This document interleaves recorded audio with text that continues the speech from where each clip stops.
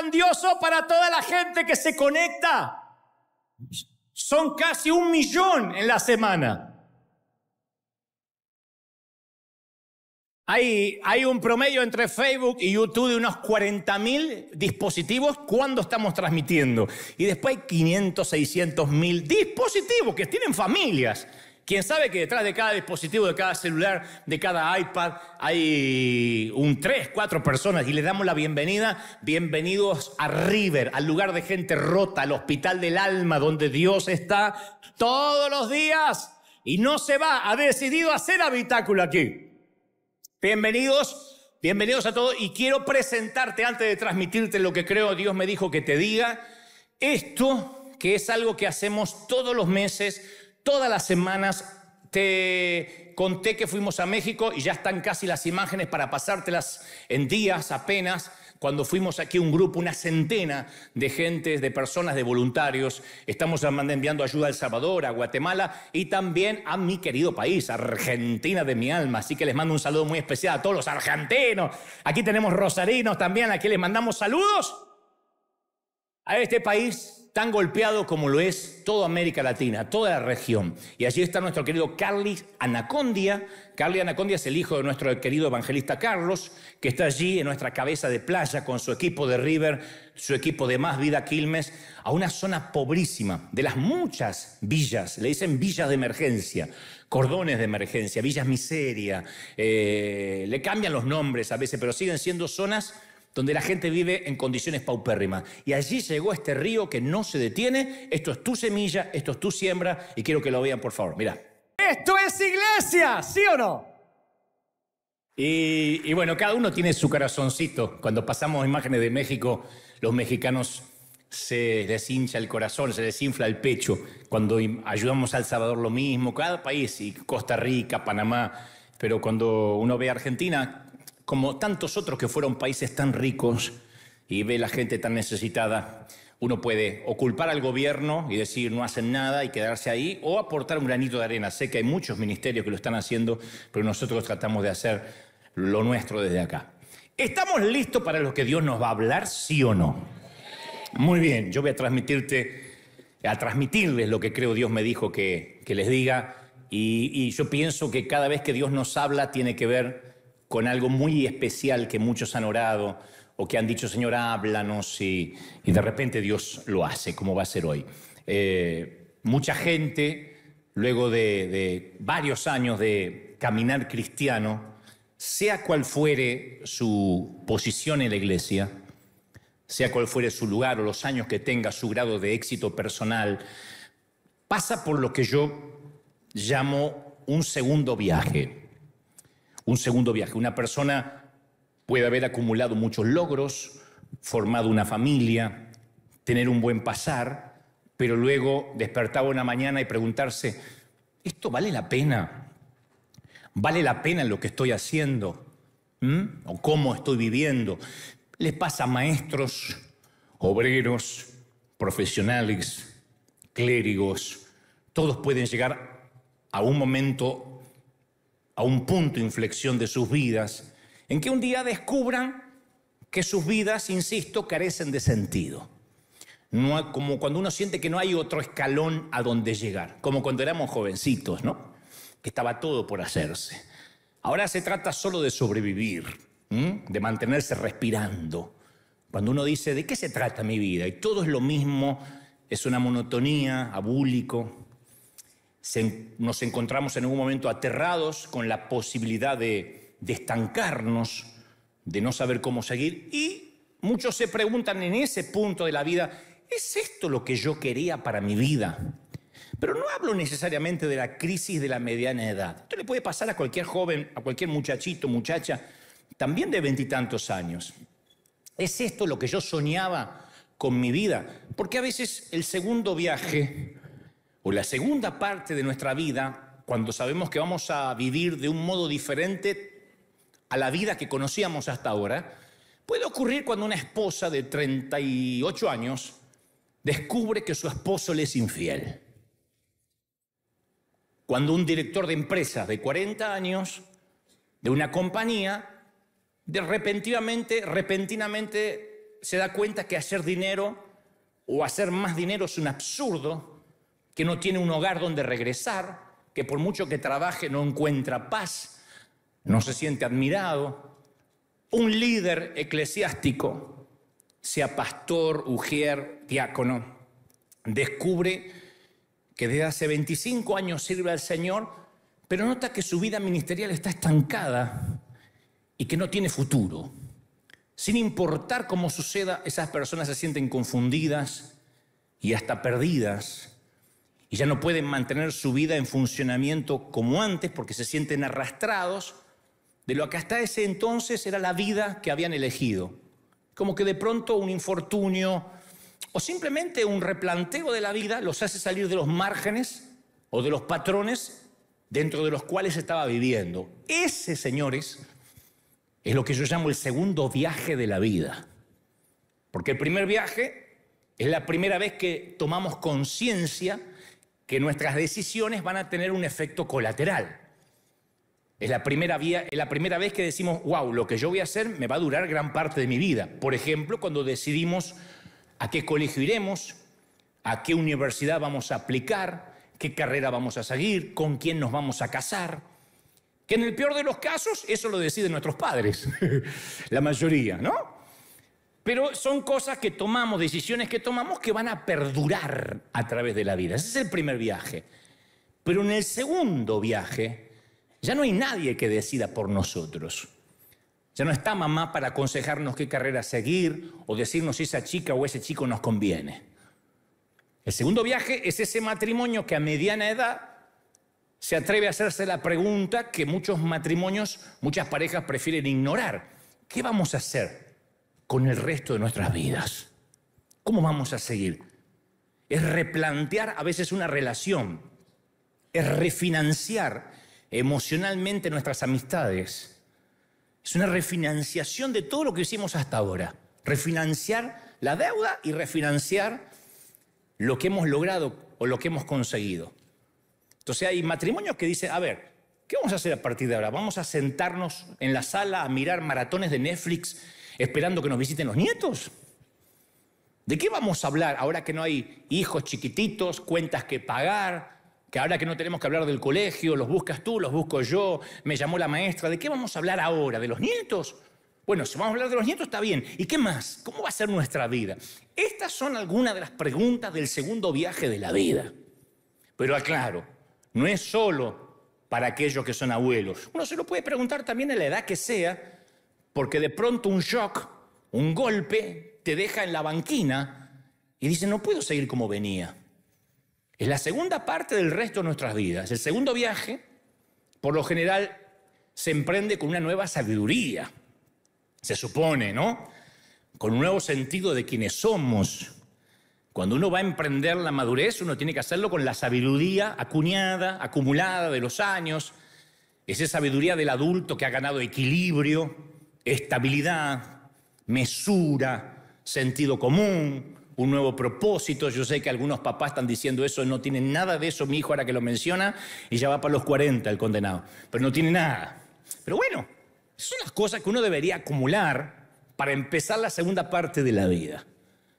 Es esa sabiduría que deja de lado cosas que antes nos importaban muchísimo y que ahora nos parecen irrelevantes, porque valoramos más la salud, valoramos más la paz. En el segundo viaje de la vida cambian muchísimo nuestras prioridades, muchísimo. Por eso le llaman la curva de la felicidad, porque es una curva literalmente del camino donde uno valora cosas que antes no valoraba y no le da importancia a cosas que antes eran re importantes. Y en ese segundo viaje uno quiere ser más auténtico o al menos más pragmáticos, más prácticos. Yo me he vuelto así, yo elijo qué batallas pelear. Ya no me amargo por todo. Y creo que todos los que de alguna u otra manera, torpemente, vamos adquiriendo sabiduría, empezamos a elegir las batallas. ¿Qué nos va a preocupar? ¿Qué no nos va a preocupar? Porque ya nos dimos cuenta que la mayoría de las cosas por las cuales nos preocupábamos y no pudimos dormir, no sirvieron de nada. No pasó nada. Y si pasó, ¿de qué sirvió que nos preocupemos? La preocupación nunca escribe un cheque. La preocupación nunca salva un matrimonio. La preocupación nunca hace que las notas de nuestro hijo mejoren en el colegio. La preocupación te roba la energía de hoy, de modo que mañana empieces en -0 o -10. Entonces, queremos vivir nuestras propias vidas. Cuando uno llega a ese segundo viaje, ya no la vida prescrita de nuestros padres, lo que nos heredó, lo que nos legó la tradición, la religión, la sociedad. Es cuando uno se replantea en dónde está parado y cuáles son sus convicciones. A ver, ¿en qué creo yo? Y mi mamá siempre creía, no, ¿en qué creo yo? ¿En qué crees tú? Bueno, mi papá, no, ¿en qué crees tú? Hombre, tienes 20 años, 30, 50, 88, 90. Es una sabiduría que admite la madurez, que admite la finitud, la muerte, que admite la vejez, por mucho botox y cirugía y que te agregues cosas, termina siendo un viejo o una vieja operada, con buenas boobies, pero operada. ¿No?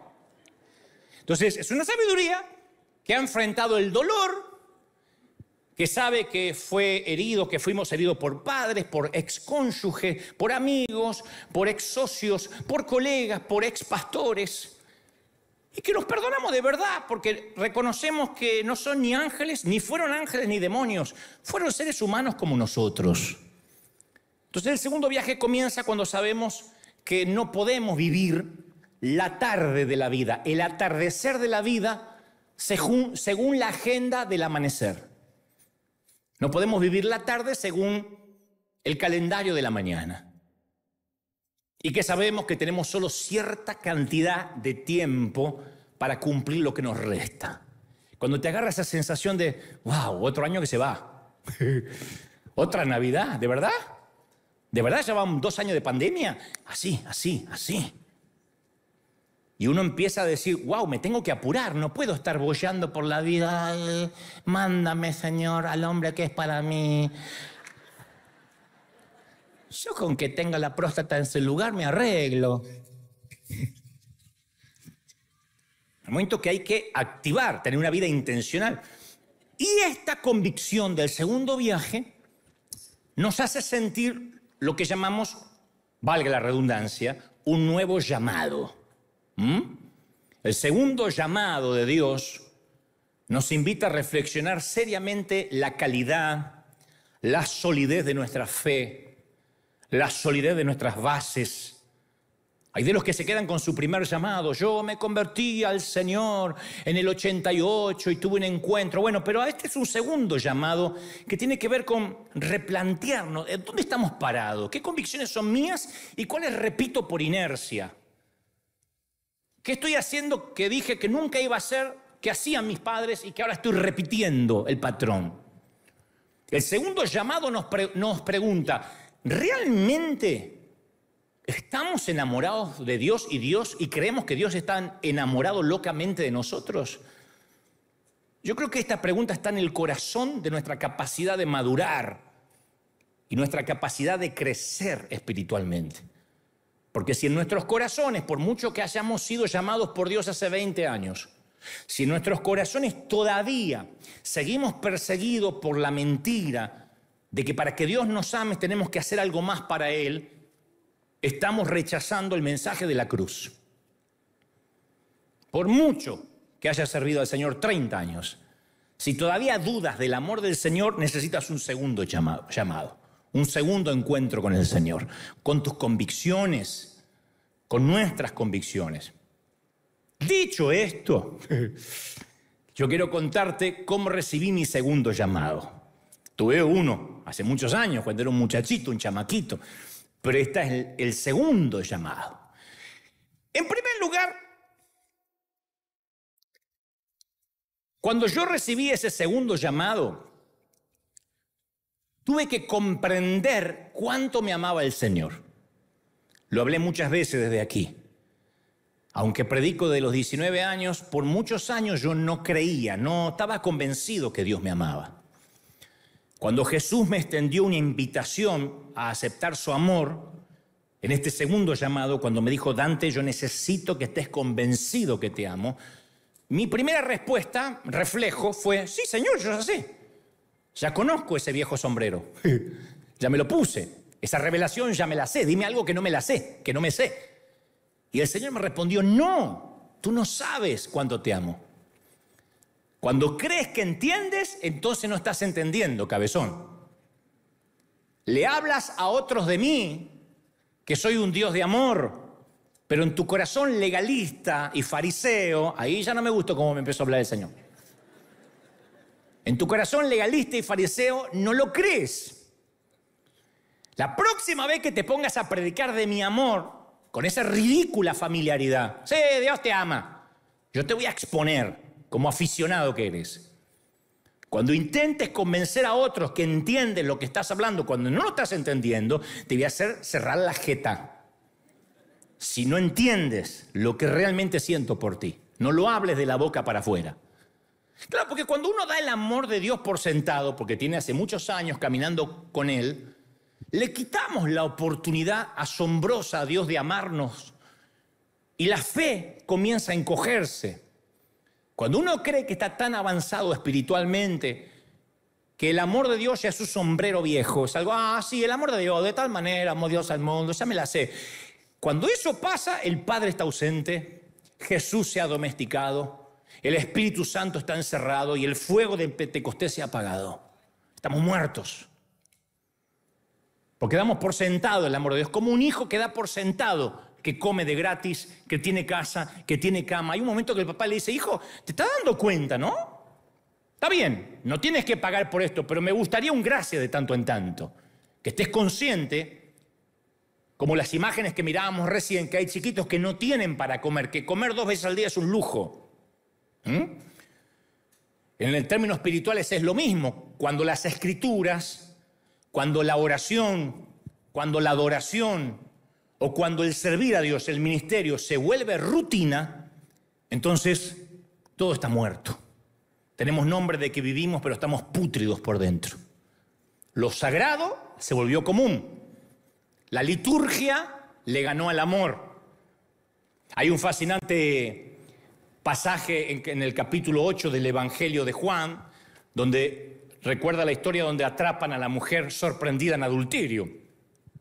Recuerda que la multitud la arrastró hasta el medio de una plaza, de un sitio público. Le dicen, Señor, ¿qué tenemos que hacer? Y Jesús responde, bien, el que esté libre de pecado que arroje la primera piedra. Y uno por uno, que no podían obviamente arrojar una piedra, se fueron yendo.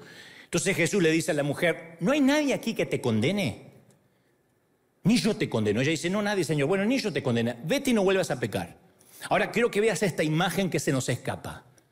Jesús nunca le preguntó a ella si está arrepentida y apenada. No le dice, ¿estás arrepentida? ¿O te parece bien lo que le hiciste a tu marido? ¿A vos te parece lindo andar revolcándose por ahí? No le dijo nada. No está condonando su pecado, pero no le exige el firme propósito que arregle sus cosas antes de dejarla ir. Si uno lo lee, dirá, bueno, pero el Señor parece que no se preocupa si quizá ella, antes del atardecer, va a correr en brazos de su amante otra vez. Pero Jesús, no obstante, le da la absolución antes de que la mujer se lo pida. Igual que como hizo con Pedro. Antes de que Pedro le pida perdón, él le pregunta, ¿me amas? O sea que la naturaleza del amor de Dios por nosotros es apasionada, es así de escandalosa. Ahora, si nosotros estuviésemos en la posición de esta mujer, o de Jesús, o de los que están ahí por apedrear, nos comportaríamos de manera diferente. El hijo pródigo, por ejemplo, habría terminado su discurso y nosotros le hubiésemos dicho, bueno, mijo, bueno, déjemelo pensar un par de semanas, mijo, porque no es cuestión de dilapidar la herencia, venir como sin nada con el pechito inflado como un argentino agrandado. Acá no es así. Vaya y luego le voy a informar por WhatsApp o le mando un email si puede volver a la granja. Y se me viste bien, que así no me venga todo rotoso, ni roñoso, ni con olor a puerco. Pero desde ya le aclaro, me va a mostrar fruto. Fruto de arrepentimiento, porque usted se me vuelve a ir con la herencia y yo le corto lo que tiene de hombre. No le dijo eso el padre. A usted dice, ¿está mal que el padre le hubiese dicho esto? ¿Está mal que uno le hable así a un hijo después de todo lo que hizo? No. Sin embargo, el padre del hijo pródigo no lo hace. Y el padre tipificaba a Dios o el amor de Jesús. Yo no creo que nadie aquí apedrearía a la mujer sorprendida en adulterio. Creo, los del otro servicio sí, pero ustedes no. Pero nos aseguraríamos que presentara un acto de arrepentimiento. Nos aseguraríamos mínimo una promesa de cambiar de vida. Bueno, muchacha, porque si yo te dejo ir sin que pidas perdón, ¿no será que volverás a cometer adulterio otra vez? Pero Dios ama y confía en la gente que nosotros no confiamos. Por ejemplo, en nosotros. ¿Saben cuál es la historia de mi ministerio? Es la historia de un hombre infiel, lleno de errores, un hombre que le es infiel a Dios en muchas ocasiones, a través del cual Dios continúa su obra. Y eso a mí me da consuelo, no solo consuelo, sino también libertad, porque quienes estuvimos por años atrapados en la opresión de pensar que solo Dios puede usar gente muy pura y muy santa, nos da un alivio. Y el Señor ahora nos vuelve a llamar por segunda vez. El segundo llamado es el llamado que el Señor le hace a Pedro cuando le prepara un desayuno allí en la costa. Ya lo había llamado una vez, ven y te haré pescador de hombres. Ahora le hace un segundo llamado, afirmándolo, alentándolo, desafiándolo, diciendo, cuida mis ovejas, diciendo, yo no tomo en cuenta que me fallaste. Débiles y pecadores como santos, buscamos justificar a veces intelectualmente nuestra conducta. Decimos, no, es que yo no quise fallar, es que yo le prometí. Pero por segunda vez viene el Señor y con el inconfundible lenguaje del amor nos dice, yo estoy contigo, yo estoy en ti, no perdí el interés en tu vida, yo sé que vas a fracasar, pero mi amor no cambia. Alguien tiene que decirme amén. Y alguien tiene que escuchar esto en su hogar. Yo no dejo de amarte, dice el Señor. Y sé que vas a fallar, cabezón, cabezona, pero no dejo de amarte. Así que en primer lugar lo que yo sentí en el segundo llamado es, Dante, yo necesito que tengas una revelación de cuánto te amo. De otro modo vas a arrastrar esos traumas de la infancia a tu ministerio. Lo vas a transmitir a través del mensaje. Sin darte cuenta vas a transmitir esa inseguridad, esa desidia por el amor. Y yo necesito que te sientas amado. Y a partir de ahí me sentí amado. A partir de ahí me paré, pechito de paloma así. Yo ya camino como argentino. ¿Vieron que el argentino sale así a cualquier lado y dice, miren, planeta Tierra, lo que se están perdiendo? Es muy difícil que un argentino vaya así, ¿no? El argentino siempre entra así y dice, sí, ¿cómo están? ¿Qué tal? Yo en los aeropuertos, en cualquier lado digo, ese es argentino, pero por la manera de caminar. Siempre viene el pecho primero, así como hacía Maradona, y atrás viene él, pero primero va el pecho abriendo camino. Y cuando el Señor me dice que yo me sentí amado, se me pusieron los hombros así, pues firmes, me sentí amado, querido, seguro, me sentí subyugado por su amor. En ese segundo llamado del Señor hacia mi vida, Él me hizo comprender lo que es ser verdaderamente pobre de espíritu, que yo no quería ser relacionado con eso. Sin embargo, esa pobreza de espíritu, tal como Jesús la definió en las bienaventuranzas, es la característica más importante de los que somos amados por el Señor. ¿Y cómo es una persona canonizada por Jesús en la primera bienaventuranza? Bienaventurados los pobres en espíritu. Y dijo, son bienaventurados, les va a ir bien. Yo te voy a contar una historia. Hace relativamente poco el Señor me dijo, quiero que le des una semilla personal a determinada persona. No una ofrenda de la iglesia, sino una ofrenda tuya a una persona que yo no veía hace tiempo y dijo, quiero que le des una semilla. Y me dijo, hasta la cifra fue muy claro. No soy yo muy místico de escuchar muchas voces y cuando es, da de tu dinero, yo pido muchas reconfirmaciones como usted. No sea que Satanás esté queriendo... ¿Vieron que cuando habla el Señor y se pone el billete más grande, Satanás, te reprendo? El Señor es más humilde. No, pero a mí como ya me ocurrió muchas veces, fuera de toda broma, yo no suelo cuestionar mucho. Entonces, llamo a esta persona, le digo, tengo este dinero, el Señor me dijo, se pone a llorar, me dice, no puedo creer, yo estaba orando. ¿Sabe lo que hizo el hombre que recibió el dinero? Me escribió una docena de mensajes de texto por semana, rebosando gratitud. Describían con detalle qué iba a hacer con el dinero. ¿Vieron eso? Al principio dije, qué lindo. Después otro mensaje, dije, ya estaba. Pero estaba tan agradecido. Y que no puedo creerlo. Y que estamos agradecidos, que mi familia. Y te paso con mi hija, que también está agradecida. ¡Ay, gracias! Toda la familia, la abuela, todo el mundo. Y esto me recordó de una manera maravillosa cómo es una persona que no espera nada, pero que recibe un regalo. Primero siente y después expresa una gratitud genuina. Yo le decía, no, ya está, no me tenés que agradecer. No, que si no exploto. Es tanta la alegría que exploto. Claro, al no esperar nada, para él el regalo era algo increíble, sorprendente. Porque cuando uno no espera nada, aprecia el regalo aún más pequeñito. A nosotros se nos ha dado el regalo de la salvación de Jesucristo sin mérito. No hiciste nada. Acá no había uno que, bueno, es que yo ya era más o menos católico. No había nada. No había nada que pudieras hacer ni que pudiéramos hacer. Sin embargo, te voy a hablar de mí. En ocasiones, yo empiezo a creer y a exigir cosas que creo que me merezco. Y doy por sentado regalos que tengo. Yo bien podía haber conservado la tartamudez o los problemas de dicción que tenía cuando chiquito. ¿Qué iba a soñar que algún día yo iba a hablar tanto? Y que había gente que me iba a escuchar. ¿Qué iba a soñar? Y yo me doy por sentado ese regalo. Un caso clásico. Un hombre ordena ensalada de camarones en un restaurante. Ensalada de camarones. Y la camarera trae ensalada de langostino, que no es lo mismo. Langostino es un poquito más largo, el camarón más chiquitito. Así que el hombre grita, esto no es lo que ordené. ¿Dónde está mi ensalada de camarones? Yo conozco uno así. Le traen un vino y dice, no, ¿qué cosecha es? 1984, tráeme 85. Es que es un perro, un sabueso, ¿cómo sabe eso? Y le digo, ¿por qué mandaste el vino de vuelta? Y dice, no, porque no me gustaba el sabor madera que le quedó del barril de cuando estuvo almacenado. Sí, se va a emborrachar igual con el mismo vino. Pero hay gente que es así, picky.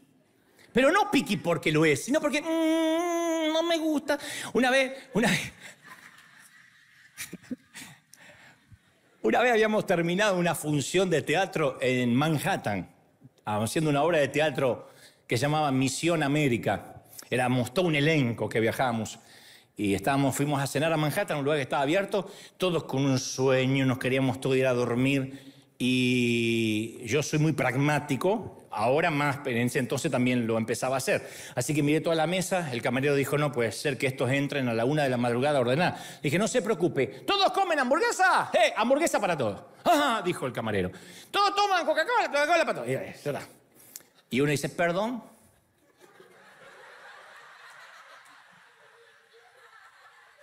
El camarero me dice, ¿lo escucho? Sí, vaya. ¿Camarones tenés? Sí, señor, pero well done. ¿Le podés sacar la patita? Porque a veces cuando se me meten los dientes, y ya cuando estaba así, y el camarero me llamaba como diciendo, sálvame, por favor. Le digo, escúchame, en tu vida, ¿sabés lo que es un camarón en tu país? Y te venía a hacer camarón y a la 1 de la mañana, camarón. Come hamburguesa, porque no vas a comer nada. Pero hay gente que va por la vida así, que va por la vida como que la vida le debe su ensalada de camarones. Hay gente que va con esa cara, la vida me debe una ensalada de camarones. ¿Viste? Ahí hay una que la vida le debe ensalada de camarón. Claro, da por sentado, no solo que está comiendo en un restaurante, lujos de unos pocos, sino también da por sentado los regalos, la vida, la fe, la familia, los amigos. Y cuando uno más se acerca a Jesús, tanto más vemos que la vida es un regalo y vivimos eternamente agradecidos. Si no lo aprendimos con la pandemia, que la vida es un regalo, ¿cuándo lo vamos a aprender? Que la vida no nos debe ninguna ensalada de camarones. Hay gente que va por la vida creyendo que cree que se merece que lo ayuden, que se merece que le regalen. Yo conozco, a mí me ha tocado a otra gente, que le da una semilla y dice, y te sigue hablando, ni gracias te dice. Y también Dios me ha probado dándole a esa gente. Yo le digo, Señor, ¿por qué me mandaste a darle a este desgraciado que no me dijo ni gracias? Y Dios me dice, porque no tiene que ver con él, tiene que ver contigo. Estoy probando tu obediencia. Pero hace poco yo le decía a alguien, ¿cómo puede ser que haya personas que no necesiten dar gracias? Porque ya no es un tema espiritual. Esa fue mi educación primaria en el hogar, en la escuela. ¿Qué nos decían nuestras madres? A ver, los de mi generación. ¿Qué se dice? Mi tía trae unas tortas espantosas de zanahoria. Y mi mamá decía, ¿qué se dice? Que habría que encerrar a la tía para que no cocine más. ¿Qué se dice? Gracias, tía, tenías que agradecer. Ahora, esa gente no empezó, la gente que no sabe agradecer no empezó su segundo viaje en la vida. Y dudo que algún día agradezca siquiera por su salvación. Yo pienso que va por la vida creyendo que la salvación era su derecho. Pero cuando uno reconoce su pobreza de espíritu, que no es lo mismo que la miserabilidad, la pobreza de espíritu está dentro de las bienaventuranzas del Señor. Cuando uno reconoce su pobreza de espíritu, que le falta más a ese espíritu para enriquecerse, agradece hasta en una charla, después de una plática. Yo conozco gente que al final de cualquier charla dice, ¿sabes qué? Me enriqueció hablar contigo. Me llevé muchas perlas de esta charla que tuvimos de café. Esto no es falsa modestia, ni humildad fingida.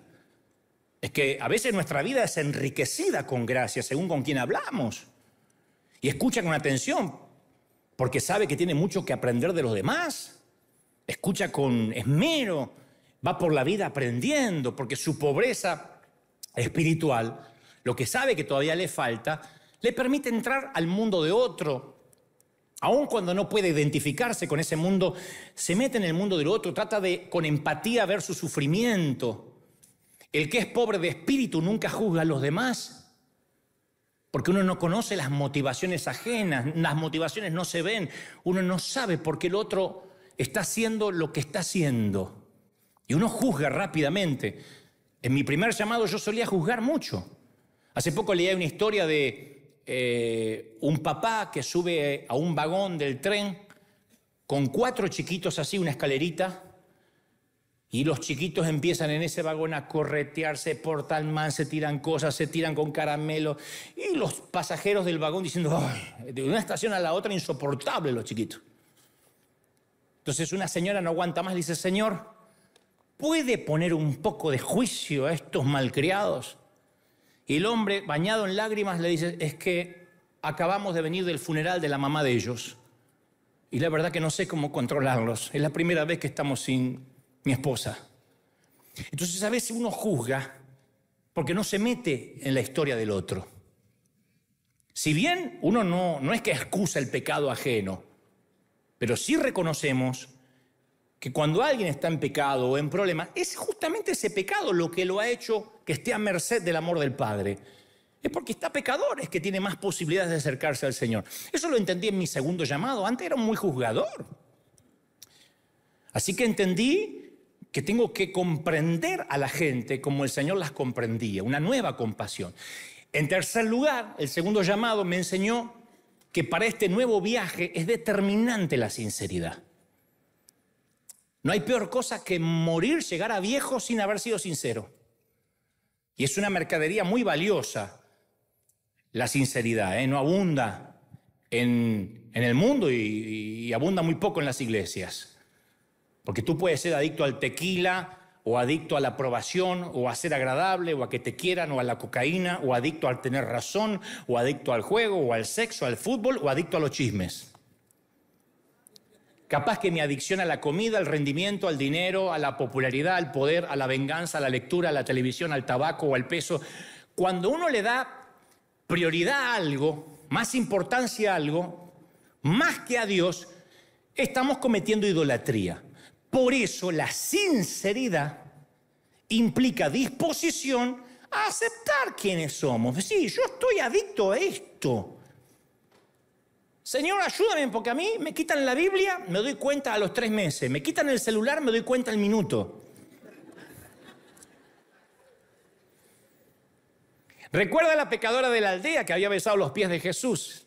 Ese acto requería libertad. Despreciada como prostituta, ella había aceptado quién era, así que no tenía nada que perder. Amaba mucho porque se le había perdonado mucho. El ladrón de la cruz, el que pide misericordia, él sabía que estaba recibiendo una condena justa por sus crímenes. No tenía nada que perder, tampoco nada de lo cual enorgullecerse. Entonces él es sincero y dice, Señor, acuérdate de mí. No dice, Señor, yo pagaba los diezmos. El buen samaritano, el modelo de compasión cristiana, despreciado como pagano, era tan impuro, a diferencia del levita y el sacerdote que pasaron de largo, que él no tenía nada que perder. Por eso se involucró con el que parecía que estaba ahí muerto. Ser sincero con uno mismo, mis queridos, nos atrae hacia Dios como ninguna otra cosa. Ser sincero, lo venimos hablando cada domingo. Yo a veces le digo, Señor, yo ya hablé de esto y el Señor me dice, dile a mis hijos que necesito autenticidad, sinceridad. Porque la tentación a veces es presentarse como una persona buena, preservando la cáscara exterior. Marcos 12:38 dice, guardaos de los escribas, que gustan de andar con largas ropas, aman saludar en las plazas, devoran las casas de las viudas y por pretexto hacen largas oraciones. Jesús sabía que la oración falsificada se puede identificar por el narcisismo espiritual, por la hipocresía, por la palabrería. Él decía, hay gente que ora y son oraciones hipócritas. Sin embargo, Santiago dice, confesaos las ofensas, los pecados unos a otros. Santiago 5:16. Y muchas veces la iglesia, no se produce en la iglesia la hermandad, la camaradería que debería producirse, porque no nos unimos como pecadores. Nos queremos unir como santos y buscamos gente que es tan hipócrita como nosotros. Entonces no nos unimos como pecadores. Y si uno es pecador, lo trata de esconder de sí mismo y de los demás. Y uno no se atreve a decir, ayúdenme, estoy tentado sexualmente. Ayúdenme porque un día de esto voy a ahogar a mi marido con la almohada. Ya anoche cuando roncaba 4 veces tuve que ponerle, total dije, no le van a hacer la autopsia, oren por mí. Mira como muchos maridos miraron a la mujer diciendo, ¿vos hiciste eso anoche? Entre tanto COVID, un muerto más. Entonces muchos cristianos se horrorizan cuando descubren a un pecador real entre los rectos. Así que nos quedamos solos, viviendo con nuestro pecado, viviendo en la mentira, en la hipocresía. Pero todos somos pecadores. Camino a la santidad, camino a crecer, camino a ser conforme a la estatura de la plenitud de Cristo. Pero si fingimos que somos santos, también estamos fingiendo que fuimos perdonados. Y como resultado, nuestra vida espiritual muestra un arrepentimiento falso, una felicidad de utilería. Si yo miento que soy santo, también miento que fui perdonado. Entonces, en ese segundo llamado, Dios me mostró que tengo que ser sincero. Y me dicen, pastores amigos, no confieses tus problemas, tus cosas desde el estrado, porque te vas a hacer perder autoridad. Le digo, tu abuela, la autoridad o el testimonio, no hace falta que los cuiden, se ganan. En cuarto lugar, mi segundo llamado me obligó a descubrir el fariseo que habita en mi interior. Y yo quiero que mires a alguien y le diga, dentro tuyo también hay uno. Dentro tuyo también hay una muchacha. ¿Qué pasó?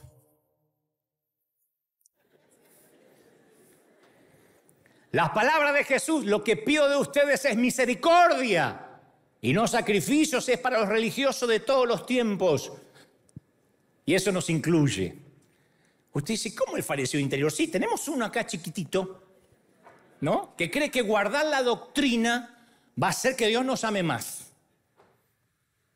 La aceptación divina es secundaria. Todo está condicionado por cómo me comporto. Y para Jesús es diametralmente opuesto. Ser aceptado y amado por Dios viene primero y después nos motiva, por amor, a no pecar. ¿Me estás siguiendo, sí o no? Porque alguno está diciendo, entonces, ¿puedo pecar? No. Cuando te enamoras no te dan ganas de pecar. Primera de Juan 4:19 dice, nosotros amamos a Dios porque Él nos amó primero. Escucha, Dios te amó primero. Dios te amó primero. No amaste primero a Dios. Supongamos que un nene nunca sintió el amor de sus papás. Así que para ganarse el amor de sus papás, como yo hacía a veces torpemente, hace su cama, nunca pone mala cara, no llora, no expresa ninguna emoción, oculta los sentimientos negativos. Esa es la senda del fariseo que tenemos dentro. Nos encierra en una teología de obras. La psicología del fariseo que tenemos dentro es lavar la vajilla, ayunar 2 veces por día, pagar los diezmos de la menta, del anís, del comino. Es una carga imposible de llevar. Porque la lucha por hacernos santos nos pone a un Dios lejano, es agotador. Y además siempre va a haber una nueva ley y con ella una nueva interpretación y un nuevo cabello que deberá ser cortado por la navaja filosa de la religión. La compulsión de sentirse amado alimenta a veces ese deseo neurótico de perfección. Ay, Dios no me ama, ay, que no oré, ay, no hice el devocional esta mañana, ay, que no perdone a mi vecino. Y no se puede estar así. Esa compulsiva autoevaluación moralista hace que nos sintamos que es imposible sentirnos amados por Dios. En la parábola del fariseo y el publicano de Lucas 18:11, el fariseo se pone en pie y dice, oh Dios, te doy gracias porque no soy como otros hombres. ¡Qué desgraciado! Como otros ladrones. Oraba así, malhechores, adúlteros, así con la voz de ítalo, adúlteros, con voz de locutor. Ni mucho menos soy como este recaudador de impuestos. Ayuno 2 veces al día, aleluya. Ahí no iba la amén, porque es la oración de y doy la 10ª parte de todo lo que recibo. Yo escucho esta oración y veo 2 efectos reveladores del fariseo que todos tenemos. En primer lugar, él es muy consciente de lo santo que es. Cuando ora, da gracias por lo que tiene, no hace una petición por lo que no tiene, por lo que no es. Su defecto es que se cree lo que vende. Decía un narco, si quieres tener éxito en esto, nunca compres lo que vende, mano. ¿Se entendió la metáfora? Este tipo se admira a sí mismo. La segunda falla está relacionada con la primera. Desprecia a otros. Juzga y condena a los demás. Porque él está convencido que está por encima de los demás. Es un hombre que condena a los demás, a otros. El fariseo se perdona a sí mismo y es condenado. El recaudador de impuestos se condena a sí mismo y es absuelto. Por eso cuando uno acepta el segundo viaje, no puede negar el fariseo interior. El Señor me dijo, yo necesito que sepas que eres amado. Necesito que entiendas a la gente, pero necesito que sepas que tienes que tratar con tu legalista interior. Dialoga con él, no lo ignores. Pregúntale a ese legalista que vive dentro tuyo, ¿por qué busca en la doctrina y en las obras el amor que yo ya le di? Yo siempre pensé que Dios me amaba más cuando predico que cuando no predico, cuando tengo temporadas que no lo hago. Y lo peor, el fariseo que acecha dentro de todos nosotros no quiere acercarse a otros pecadores, como este que oraba. Y Jesús sentía compasión por la gente. Lucas 6:35 dice, amen a sus enemigos, háganle bien y serán hijos del Altísimo, porque Él es bondadoso con los ingratos. Él es bondadoso con los que no dicen gracias. Él es bondadoso con la mamá de tu esposo. Él es bondadoso. ¿Alguien tenía que recibir esta palabra? El amor de Dios es totalmente inclusivo. La demanda de perdón es tan intimidante que parece humanamente imposible. Miren, esto es impactante, muy impactante. En 1944, la revista Life publicó un reportaje fotográfico de una casa de zorros en Ohio. Resulta que los zorros vivían en el bosque, comían principalmente gallinas, perdices, grillos, codornices. Y esto enojó a los habitantes de Ohio porque ellos amaban sus pocas gallinas y las codornices las querían matar ellos. Así que un sábado alrededor de 600 hombres y mujeres, esto lo fotografió Life, ahí está en pantalla, formaron un gran círculo de 8 kilómetros de ancho. Todos ellos llevaron a sus niños. Cada niño llevaba, esposa, niños llevaban palos y comenzaron a caminar por el bosque, por los campos, gritando y aullando para asustar a los zorros que salieran de sus madrigueras. Dentro de ese círculo que iban haciendo cada vez más pequeño, los zorros corrían de acá para allá asustados. A veces un zorro se atrevía a gruñir, pero venía la muerte en el acto por su temeridad.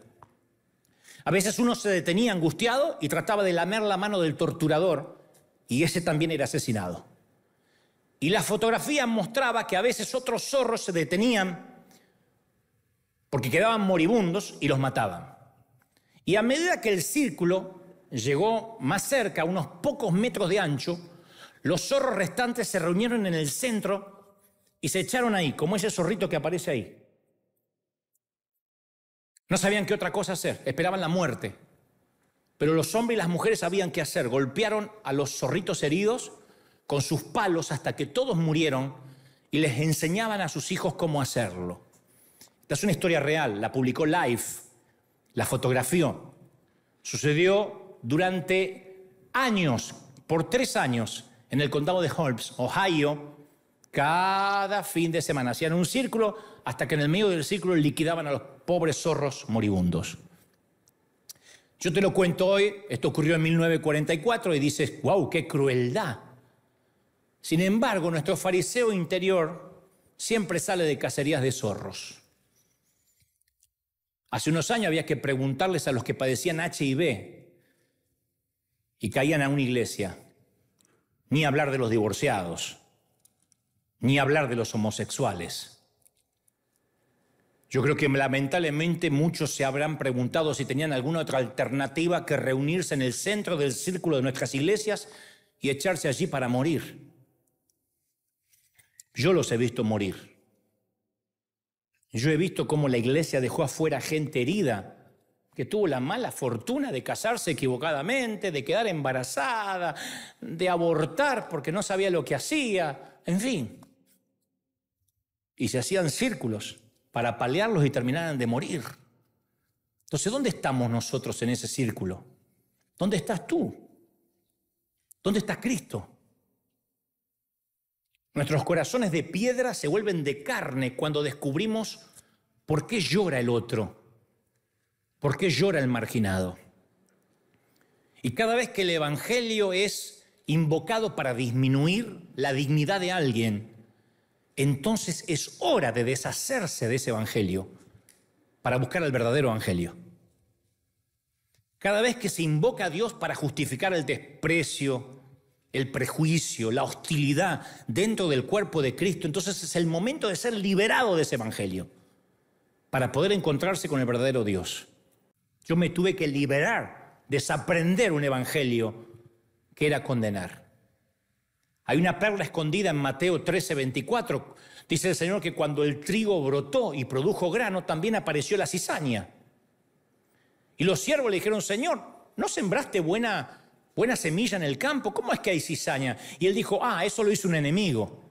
Los siervos le dijeron, ¿quieres que vayamos y quitemos la cizaña? Y él dijo, no. A ver si por quitar la cizaña cortan el trigo también. Dejen que ambos crezcan juntos hasta la siega. A ver si por querer darle con la doctrina a alguien lastimamos un trigo. Que a nosotros nos parece una cizaña porque no comparto lo que piensa, porque no me gusta su cara.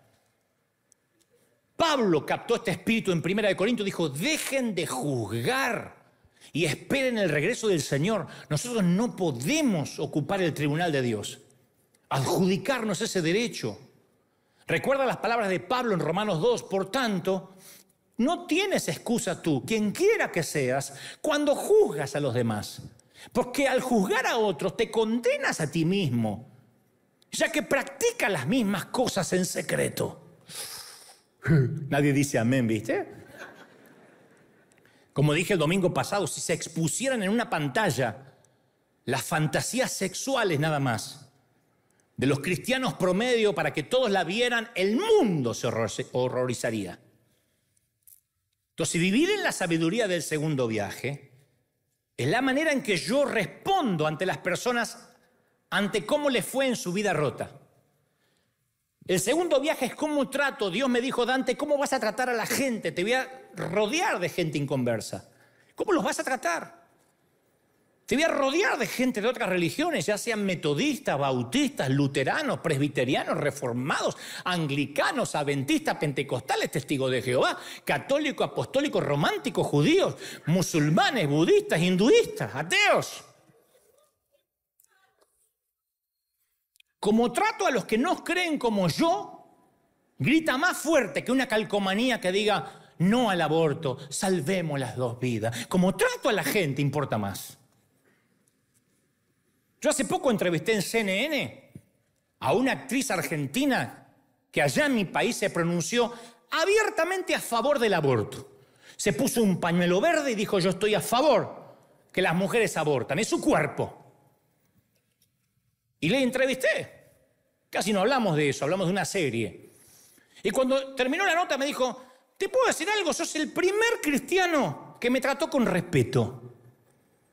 Me llegaron miles de textos llenos de odio, de insultos de todo tipo por parte de tu comunidad. Le dijeron, no es la mía, no es la mía. Yo salí hace tiempo de esa comunidad de odio. Dice, me han dicho abortera, perra, ojalá que Dios te mate tus hijos. Sos una basura, te espera el infierno, te voy a ver arder.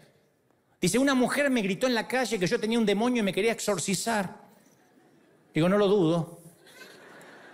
Dice, en un restaurante estaba con mi marido y un muchacho me golpeó con la Biblia. Me dijo, yo pensaba, ¿cómo esta gente dice defender la vida si me quieren muerta por pensar distinto? Entonces, el modo que nos tratamos los unos a los otros es la prueba más verdadera de nuestra fe. Cuando alabamos la vida y criticamos a los abortistas, nuestra credibilidad se va al infierno. Por un lado, proclamamos la vida, hay que salvar un niño, proclamamos lo precioso que es la vida, lo mucho que lo valora Dios. Pero por otra parte, cuando alguien se levanta a opinar distinto, deseamos que le vaya mal, que lo pague, que se le muera un hijo para que sepa. A mí también me llenaron de odio. La red social. Dante, le estás dando prensa a una abortera, esa basofia del diablo. Y la chica lo leyó, que eran cristianos. Uno puso esa basura, esa perra debe morir porque se opuso en contra de la ley de Dios. Y uno entró al perfil de quien lo dijo y decía, salmista. Gloria a la salmista. Como una flor acá. O sea, ¿qué podés cantar salmo? Con esa misma lengua, ¿de verdad? O sea, matemos a quien sea con tal de salvar los niños. No. Nos conocerán por la forma en que amamos. Cuando para nosotros ya no haya los otros. Ese es el desafío del segundo llamado. Cuando no haya otros. Ese es el largo proceso de ser como Cristo. La manera en que elijo pensar, la manera en que elijo hablar, la manera en que elijo relacionarme con los que no me caen bien. No digo te van a caer todos bien, porque a mí me caen gordos un montón de gente. Y yo les caigo insoportable a un montón de gente. No me tienen que amar. Tomá, me tenés que amar. Te tengo que amar. ¿O no? Ahora, las heridas del legalismo de mi infancia no han desaparecido por mi iluminación intelectual, mi madurez espiritual. Van desapareciendo de a poco con mi segundo llamado. Por eso me alegra cuando me dicen Dante. A mí me escriben mucho, ya no sos el mismo, ¿cómo cambiaste? Me quedo con el Dante de antes. Quédate, ahí están en YouTube, te lo regalo. Dios no cambia, pero nosotros tenemos la obligación y el deber de cambiar. Y siento vergüenza por quién era. Yo me escucho, no diga tanto amén, yo siento vergüenza. Vos no tenés que tener vergüenza por... Vos tenés vergüenza por vos. Tengo vergüenza por mí, amén, dice. O se despertó y pusiste el amén en un mal lugar.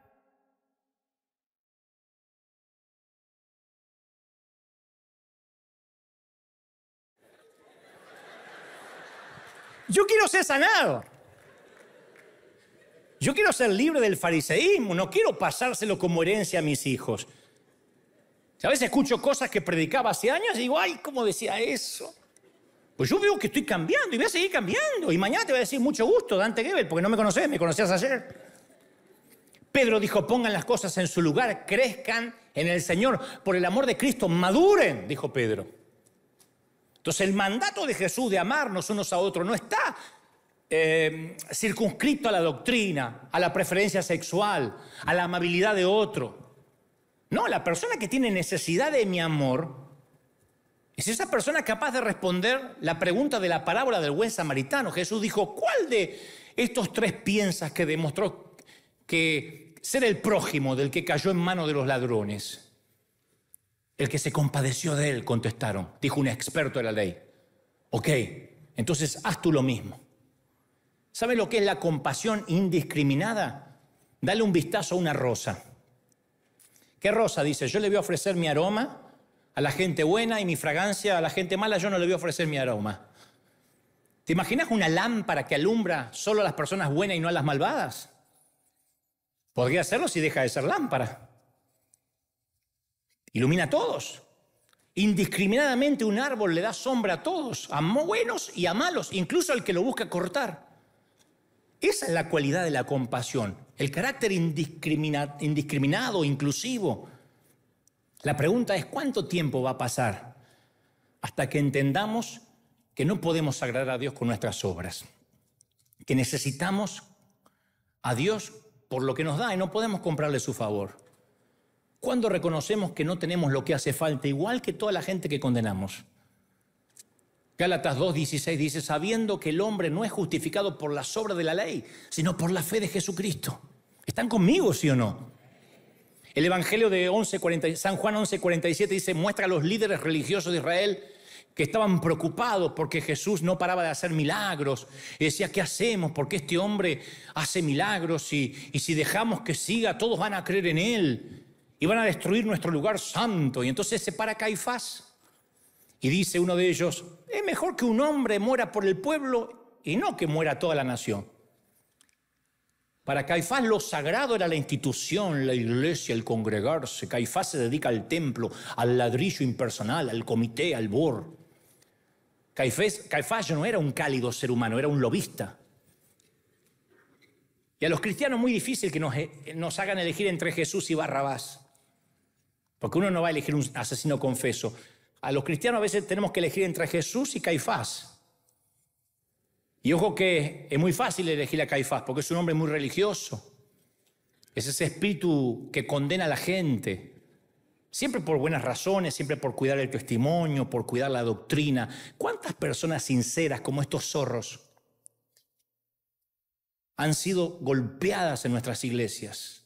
Acá hay gente que me dice, yo vengo golpeado. El otro día alguien me escribió y me dijo, Dante, qué fácil es llenar la arena con gente de otras iglesias. Le digo, ¿qué crees si las echan? Que las eche yo también. Por eso necesitamos un segundo llamado. Mateo se autodenomina siempre Mateo el publicano, cada vez que habla de él. Porque él recordaba quién era. Permanentemente se hacía pequeño. Somos publicanos de la misma forma que fue Mateo. La sinceridad nos pregunta, ¿estamos preparados, listos para reconocer esta verdad? Para decir, basta, seamos sinceros. Necesito a Dios, estoy roto. Esta sí, es una iglesia de gente rota. La sinceridad pone fin a aquello que no somos. ¿Están conmigo, sí o no? Por último, más que en cualquier otra ocasión, yo recibí este mensaje con la mira puesta en determinado público, en determinado target. Este mensaje no es para los súper espirituales, no es para los cristianos musculosos inflados con anabólicos, no es para los académicos que buscan encerrar a Jesús en la torre de marfil de su exégesis. No es para los ruidosos que manipulan el evangelio haciendo de él una simple emoción. No es para los místicos que buscan la chiripiorca, la caída, el toque, el temblor, el tembleque. No es para los cristianos que viven solos en la cima y nunca visitaron el valle del sufrimiento de otro. No es para los que no sienten miedo, no es para los que nunca lloran. Este mensaje supe del principio que no es para los defensores de la ley, de la doctrina, que hacen alarde como el joven rico. He guardado todos los mandamientos desde mi juventud. No es para los que cargan la mochila de honores y buenas obras. No es para los legalistas que prefieren rendir sus vidas a la ley y a la doctrina antes que acercarse a Jesús. Si llegaste hasta acá, si me escuchaste, bueno, acá no se pueden mover porque queda feo, pero si llegaste hasta acá en casa y no apagaste todavía el dispositivo, Dios me ha dado este mensaje para los zorros que están ahí en el medio del círculo y sabe que no les quedan otra cosa que morir. Quebrantados, despojados, desgastados, son los que lo apalearon. Nosotros como iglesia fuimos y te apaleamos. Estás cambiando de mano la pesada maleta, buscando equilibrar el peso y ya no puedes más. Este mensaje es para los débiles, para los que tienen rodillas débiles, para los enclenques, que saben que aún no lo pudieron lograr, pero cuyo amor propio les impide aceptar el regalo inigualable y sorprendente de la gracia. Es para los poco estables discípulos que todavía no pueden untar la tostada con manteca sin que se les rompa. Que dice, no puedo, soy torpe. Es para los pobres, los débiles, los pecadores con defectos hereditarios, talentos limitados, para las vasijas que avanzan sobre pies de barro, para el doblegado, el herido, el que siente que continuamente desilusiona a Dios y se quedó como esos zorritos en el círculo del medio para que trató de lamer la mano de sus victimarios y no pudo lograr compasión. Trató de acercarse a sus jueces y no logró tener perdón. Este mensaje es para los inteligentes que saben que son estúpidos, los sinceros discípulos que admiten que son unos canallas, unos bandidos. Y caramba, este es un mensaje para mí y para todo aquel que se sintió en algún momento desalentado, cansado, pero fundamentalmente para los que necesitan un segundo llamado, un segundo viaje. Dicen, Señor, ya no quiero viajar más con estas reglas de juego. Quiero cambiar la frecuencia de mi vida. Así que, señoras y señores, les habla Dante Gebel, su capitán de vuelo en el día de hoy. Bienvenidos al segundo viaje con destino a un propósito nuevo. En nombre de River Arena, y esta tripulación, es un agrado recibirlos a bordo. Nos complace darle la bienvenida especial a quienes se unen a nuestro vuelo procedente de otras líneas aéreas de la Alianza Gente Rota. La duración estimada de vuelo será hasta que el Señor lo diga. Dejen su equipaje de mano a los pies de la cruz.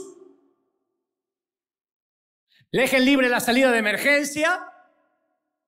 Por motivo de seguridad, para evitar interferencias con los instrumentos de navegación, le recordamos que los comentarios tóxicos de los fariseos deben ser acallados y apagados durante el despegue y aterrizaje. Así que, por favor, abróchense los cinturones, mantengan el respaldo de su asiento en posición vertical, su mesita plegable cerrada. Gracias por su atención y que tengan un feliz segundo vuelo. ¡Vamos! ¡Celebra el Señor de señores y al Rey de reyes! Si crees que Dios te habló, dale un saludo, un abrazo, un beso al Señor. Gracias, gracias, gracias, Señor. ¡Aleluya! Más, dale un abrazo al Señor, dale un aplauso, dale un saludo, dale un beso. ¡Bendito sea Dios! ¿Cómo te ama el Señor? Di conmigo fuerte, toda la iglesia: Señor Jesús, entra en mi vida, perdona mis pecados, Dame una nueva vida. Fuerte, un segundo vuelo. Un nuevo llamado. Anota mi nombre en el libro de la vida. Recuérdame, fuerte, recuérdame cuánto me amas. Porque yo te amo, Señor. Amén. Ahora levanten sus manos, quiero orar. No solo por los que están aquí, sino por la gente de todo el mundo que se unen en África, en Asia, en Europa, en América, en Oceanía. Oro por los 5 continentes. Oro por toda la región latinoamericana, de México a Tierra del Fuego, por los hispanos en la Unión Americana. Estoy orando ahora porque el Señor te ama y hoy vas a cambiar de vuelo. Hoy el Señor dice, vas a despegar y vas a pensar diferente. Vas a tratar a otros diferente. Hay una unción nueva de empatía. Hay algo que Dios está haciendo en los corazones, no solo de aquí, me dice el Señor, sino de todo el continente. Dios está sanando. Dios está liberando corazones. Dios está haciendo que la gracia sane, libere mentes. Se rompen, se caen las cadenas, dice el Señor. Hurracamayazo. Todos. Atrás, adelante, niños, jóvenes, ancianos, adultos, clamen. Digan, Señor, yo estoy recibiendo esa palabra ahora. Presencia del Espíritu, sopla. Mirá, hay gente clamando ahora. Hay niños recibiendo. Hay jóvenes recibiendo este poder, esta unción, este fuego. Yo clamo por un nuevo mover, por un nuevo llamado. Por un nuevo reavivamiento. Viene un mover del Espíritu. Vamos, levanta las manos y adora al Señor. Si tienes el bautismo del Espíritu, intercede como conviene ahora. Vamos, ora como el Señor te da. Y si no, abre la boca, pero dile, Señor, gracias por lo que se me había hecho común. Gracias por lo que había tomado como algo natural. Viene el Señor y te toca ahora. Iglesia, reciban.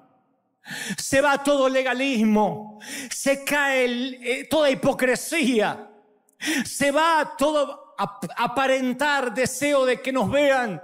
Y el Señor dice, yo estoy levantando una iglesia sincera.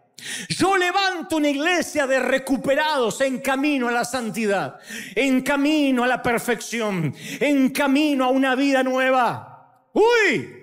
No tengas temor, no habrá libertinaje. Hay gente ahora que está siendo sanada de cadenas, desatada de ataduras de años que la religión te metió con culpa, con peso. Mas el Señor te dice, yo te sano ahora. Uy, más.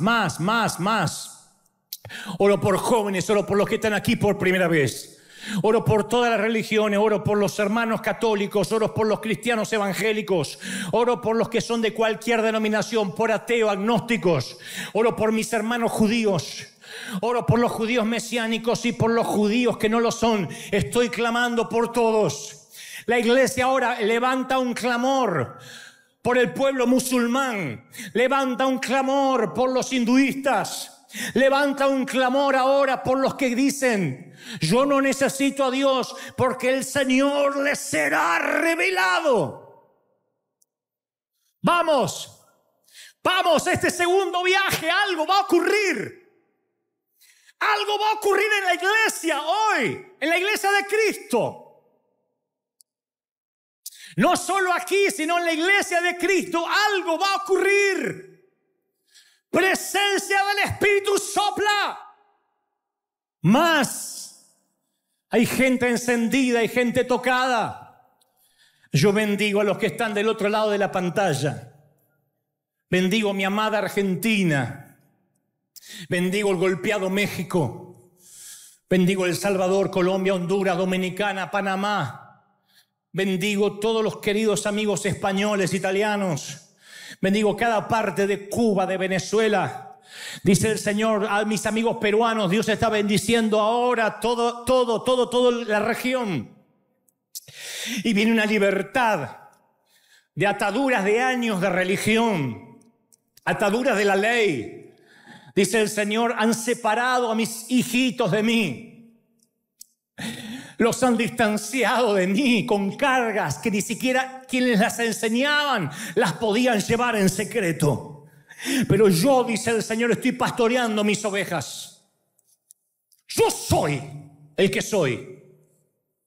Yo soy el que sostengo a los míos. Y nadie arrebata de mi mano lo que yo he comprado, dice el Señor. Han abaratado la sangre, han pisoteado el sacrificio y lo han hecho solapadamente con leyes, con doctrinas, con requerimientos. Pero el Señor dice: he aquí, yo me interpuse y yo he abierto las puertas de nuevo para que corran hacia mí los que son como niños, los que no entienden mucho, pero dicen: yo era ciego y ahora veo. Reciban esta presencia del Señor, porque te va a acompañar en la semana y el resto de tu vida, mi querido. Hasta el día que te toque partir o el Señor te lleve. Yo proclamo que empiezas un segundo viaje ahora, donde cambias tus perspectivas, donde tus convicciones son firmes, donde dejas lo heredado, donde sueltas todo lo que haya quedado de esa vieja vida. Es un llamado a los cristianos a un segundo encuentro con el Señor. Es un llamado de reconciliación, ¿me oíste? De reconciliación con el Espíritu Santo. Y esto no respeta la estatura espiritual de nadie, porque aún los que predicamos, el Señor nos salió al encuentro y nos dijo durante esta pandemia: quiero que te reconcilies conmigo, Dante. Porque hablas del amor y no te sientes amado.